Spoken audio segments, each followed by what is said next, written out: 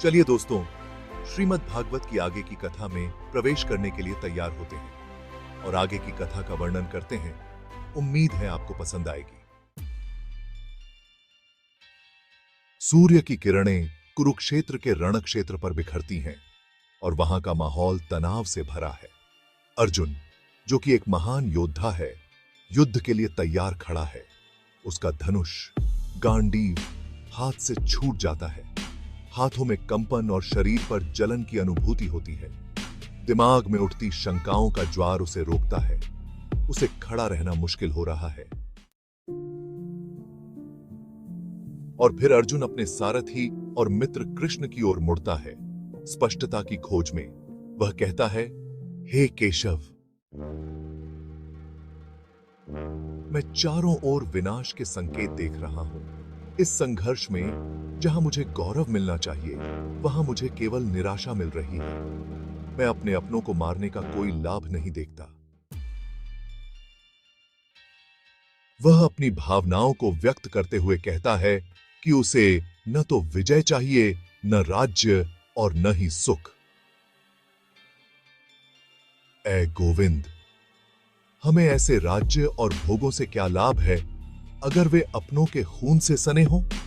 उसका मन चिंताओं से भरा है कि जिनके लिए वे यह युद्ध कर रहे हैं, वे ही धन और जीवन की आशा को त्याग कर युद्ध में खड़े हैं। अर्जुन युद्ध भूमि पर अपने प्रियजनों की ओर देखता है। गुरु, भाई, चाचा, दादा, मित्र, और उनका ख्याल उसे अंदर से तोड़ देता है और कहता है, हे मधुसूदन, कैसे मैं अपने ही कुटुंब पर हाथ उठा सकता हूं। और वह विलाप करता है। वह सोचता है कि ऐसे युद्ध से क्या खुशी मिलेगी। अर्जुन की यह चिंता केवल व्यक्तिगत नहीं है, वह समाज और धर्म के प्रति अपनी जिम्मेदारियों को भी समझता है। और वह कहता है, जब परिवार नष्ट होते हैं, तब धर्म भी नष्ट होता है। उसकी समझ इस युद्ध की गंभीरता को स्पष्ट करती है। यह केवल एक लड़ाई नहीं, बल्कि नैतिकता और मानवता के अस्तित्व का संघर्ष है।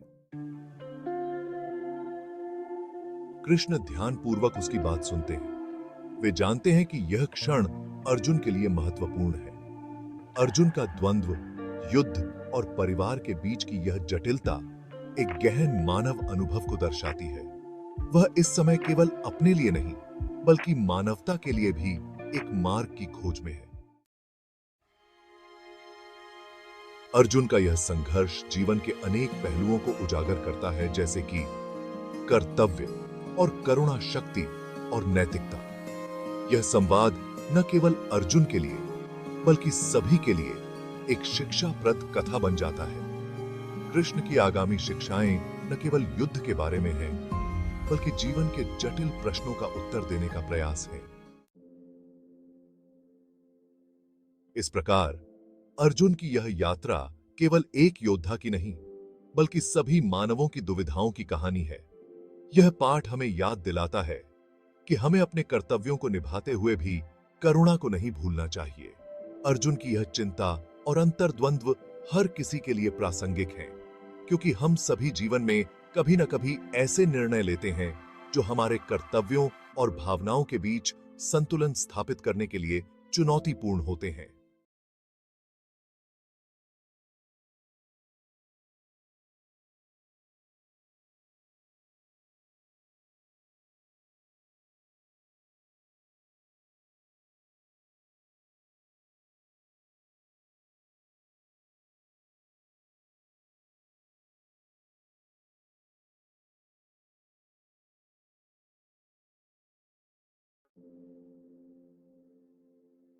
इस प्रकार अर्जुन की यह यात्रा आत्मज्ञान और धर्म के मार्ग पर ले जाती है, जिससे न केवल उसकी, बल्कि पूरी मानवता की परीक्षा होती है। इस प्रकार अर्जुन का यह विषाद और द्वंद्व न केवल एक योद्धा की कहानी है, बल्कि सभी मानवों की दुविधाओं का प्रतिनिधित्व करता है। इस प्रकार श्रीमद् भगवद गीता का पहला अध्याय, अर्जुन विषाद योग, समाप्त होता है। अर्जुन का यह द्वंद्व और विषाद न केवल उसकी व्यक्तिगत स्थिति को दर्शाता है, बल्कि यह जीवन के गहन प्रश्नों को भी सामने लाता है। अब हम अगले अध्याय में सांख्य योग में प्रवेश करेंगे। इसमें भगवान कृष्ण अर्जुन को ज्ञान और आत्मा के स्वरूप के बारे में शिक्षित करेंगे, जिससे अर्जुन का भ्रम और चिंता दूर होगा। यह अध्याय न केवल युद्ध के संदर्भ में महत्वपूर्ण है, बल्कि यह जीवन के सार्थक दृष्टिकोण को भी उजागर करता है। धन्यवाद दोस्तों, हमारे साथ महाभारत की इस अद्भुत यात्रा में शामिल होने के लिए। आपके सहयोग और समर्थन से यह कथा और भी प्रभावशाली बन पाई है। अगले भाग में हम इस महाकाव्य की आगे की कथा का विश्लेषण करेंगे, जहां और भी महत्वपूर्ण घटनाएं और शिक्षाएं आपका इंतजार कर रही हैं। अगर आपको हमारी कथा पसंद आई हो तो कृपया लाइक जरूर करें और हमारे चैनल को सब्सक्राइब करें। साथ ही बेल आइकन को दबाना न भूलें, ताकि आप हमारे आने वाले वीडियोस की जानकारी तुरंत प्राप्त कर सकें।